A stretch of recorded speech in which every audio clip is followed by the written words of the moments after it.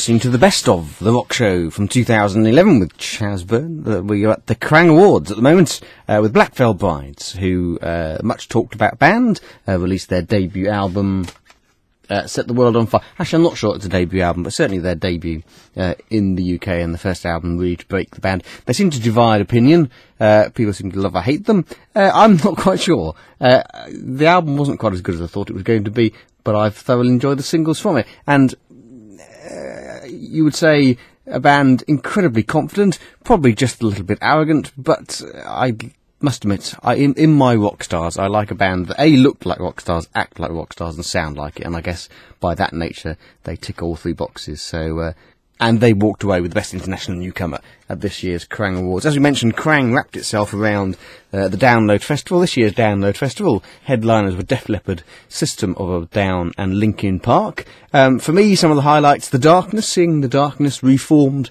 and playing. I forget how much you like The Darkness. Very entertaining. Alter Bridge, Thin Lizzy.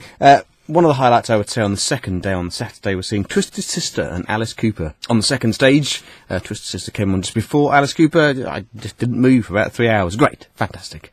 And one of the highlights, I thought, of this year's festival was Bowling for Soup, who, in fact, I saw, I think, 3 times during the weekend. One doing an acoustic set, which was absolutely packed. You couldn't get anywhere near it. Then they were on the main stage on the Sunday, and between all that, they played in a special acoustic set in the press area to about 30 people. So I must admit, it's very hard not to like Bowling for Soup. So this was a chat with Jared from the band.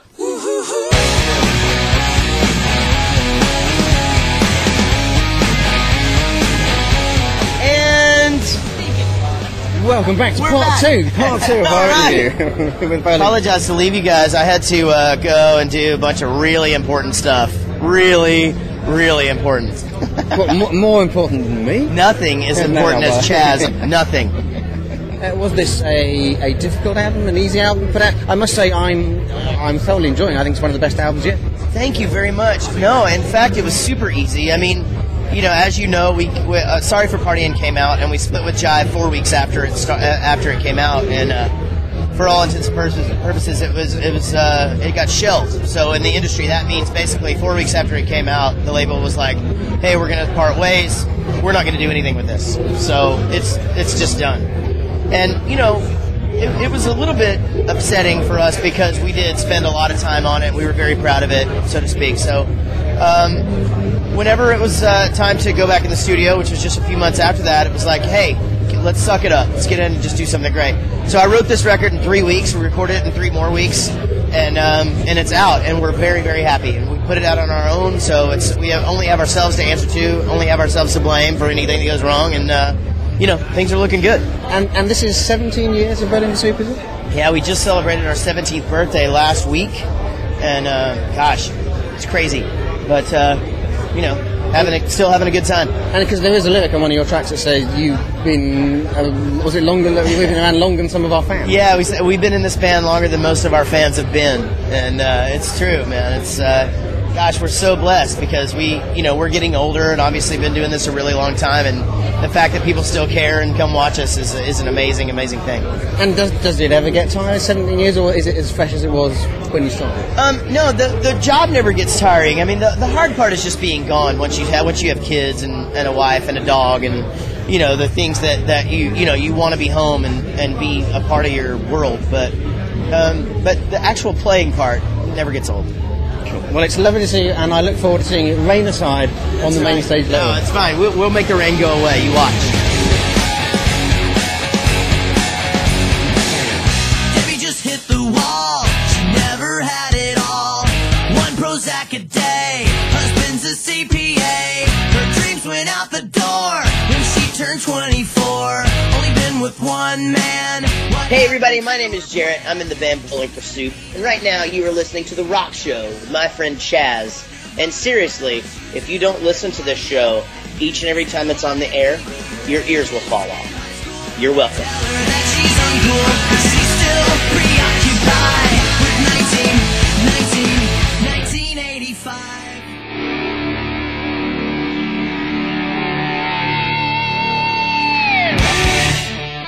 Hello, ladies, this is Alice Cooper on The Rock Show, and you better listen, because I know where you live. Hello, Alice. Lovely to see you again. How are you? Yeah, I see you everywhere. I'm sorry, I just keep on... Every time I go shopping, he's there. I'm sorry to drag you away from the young ladies there. I mean, that looked like hard work. That was tough. Now, blinding set download. I wasn't sure whether you would be bringing out all the theatrics, but you did. Brilliant set. Were you pleased with it? Thank you. Yes, it was a very great audience. They were there. It was a really, really good audience for everybody that night. I mean, they seemed to really react to everything. But when they're so far away, I'm used to an audience closer. I usually like to be in touch with them. It was a little odd to get used to that, them being that far away. But it was great. I mean, I usually focus on like 5 or 6 people in the front that I work off of. But it was great. The audience reacted on all the right places and all the right songs. So do you prefer the sort of the club arena shows to sort of the big festivals? I like an audience closer, but we play an awful lot of these arena festival shows. So you just get used to it. Everything you do in a festival show, you do bigger. You just have to make everything bigger. In a theater situation, you make smaller moves and more intricate. In a big show, you just do everything huge, you know. And you were saying, I think, when I last chatted to you, that you're thinking of writing novels. Well, you know, I've got some ideas. Most of my ideas for either movies or novels end up being albums. The Last Temptation, Brutal Planet, Nightmare. I mean, all of those things. Along Came a Spider. They were all ideas that started out as being stories, and ended up being, you know, albums. So. And you are presenting. You are comparing the entire awards this evening. Tonight is, I think, a little bit more metal audience. I'm not sure how. I don't think I've done this one yet. Oh, we did this one other time. That's right.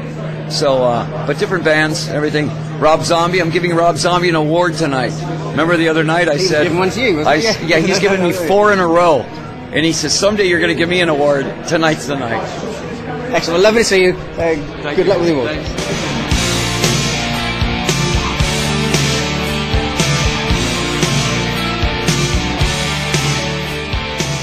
You are listening to the Best of the Rock Show with Chaz Byrne, looking back at some of the highlights of 2011. We're now up to the Metal Hammer Golden God Awards that took place straight after this year's Download Festival at the beginning of June. Alice Cooper. What can I say about Alice Cooper other than he's a living legend, and after 3 days of repeatedly bumping into him, Kerrang!, then at Download, I think there was a press conference, and then at Metal Hammer, as you can hear from the beginning of that, he just sees me everywhere. So I was quite chuffed that he even knew who I was. But anyway, he's always a pleasure to interview, and that was Alice Cooper, who compared the entire Metal Hammer Golden Gods.